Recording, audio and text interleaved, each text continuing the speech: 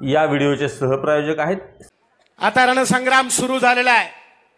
आपली वेगळी चूल मांडून आपण लोकांच्या मध्ये जाण्याची ज्यांनी इच्छा व्यक्त केली त्यांनी प्रयत्नही केला, पण मुख्यमंत्री आणि सहकाऱ्यांनी सांगितल्याच्या नंतर आपल्याला फिरता आलं पाहिजे ही भावना मनामध्ये ठेवून मोठ्या मनाने अजितदादांच्या बरोबरीने खांद्याला खांदा लावून काम करणारे विजय बापू या ठिकाणी आपण आलात। मनापासून तुमचं स्वागत आहे आणि तुम्ही मनामध्ये संकोच अजिबात बाळगू नका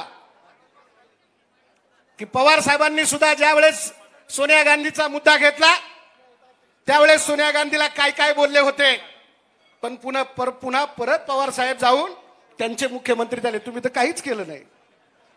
त्याच्यामुळे तुम्ही आहे ते बरोबर आहे।